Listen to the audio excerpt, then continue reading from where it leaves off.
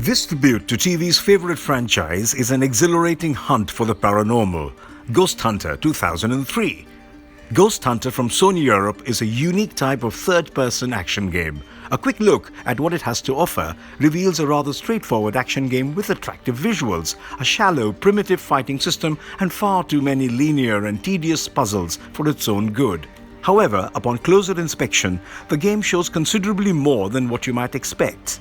In reality, Ghosthunter develops into a beautiful ambient game that anyone who appreciates a good scary action romp should undoubtedly play.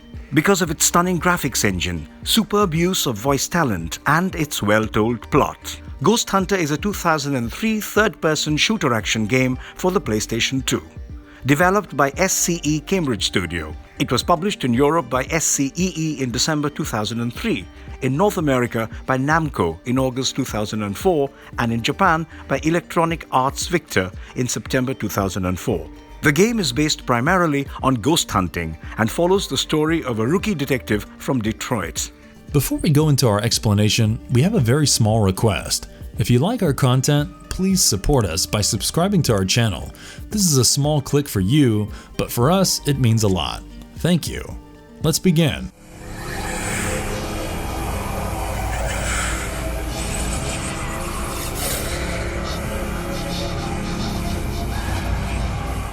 Ghost-busting action, a peek at the storyline and gameplay mechanics. Ghosthunter opens on a very standard note with two Detroit police officers, Lazarus and Anna Steele, inspecting an abandoned high school that is said to be haunted. The two went their own ways to investigate the decrepit structure.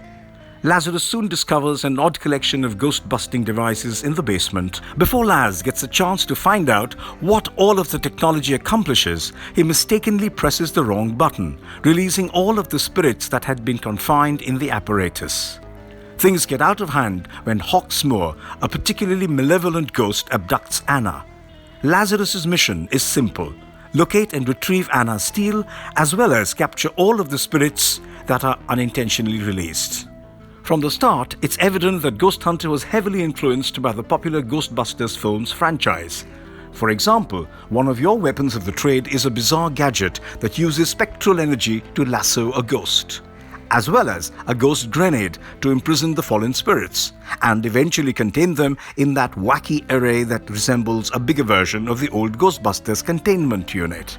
Furthermore, you will find yourself in a variety of circumstances that are strangely similar to those shown in the Ghostbuster movies, such as the one scene in which you engage with a ghostly librarian poltergeist who ominously demands silence when you visit the school library. The fact that Ghosthunter appears to have a strong grasp on what it wants to be is the fundamental reason for its success.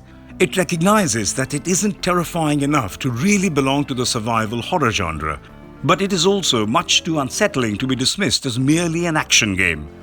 Ghosthunter is a game that sits just in between the two, and it manages to maintain an almost magical level of balance throughout. To combat and contain the many ghosts you'll encounter throughout the game, you'll use a variety of spectral weapons, including the spectral lasso, a long-range weapon that drains ghost energy.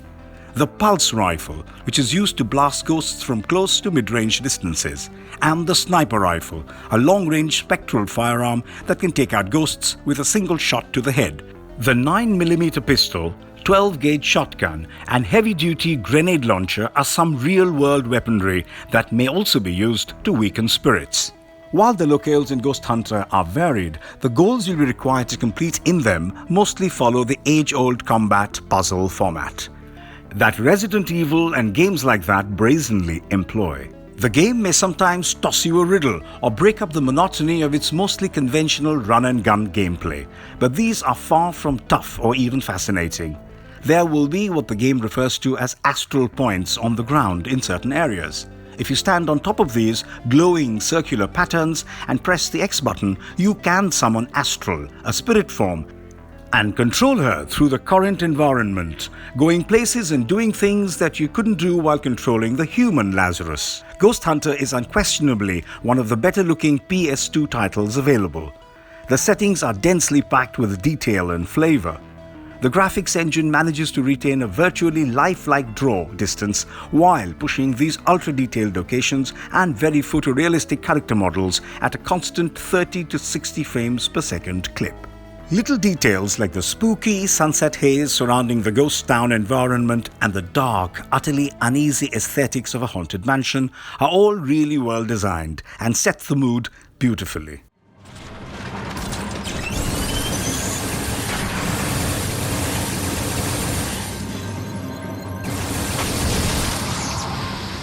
Marvelous verdict. Overall, Ghosthunter isn't the most sophisticated or difficult first-person, second-person or third-person action-adventure game on the market, but it is one of the most visually appealing and amusing ghost-busting games on the PS2. You'll probably finish Ghosthunter in a few short sittings, but thanks to the outstanding visuals, multifaceted gameplay and strong combat dynamics, you'll definitely have a hell of a good time. Due to its outstanding ambience and fascinating characters and plot, most gamers should be able to overlook its relative simplicity. You won't be challenged by much of what Ghosthunter has to offer, but the journey the game takes you on is exhilarating, to say the least. And if you liked our content, don't forget to leave a like and subscribe to us if you haven't already. Have a good one and be safe. Thanks everyone.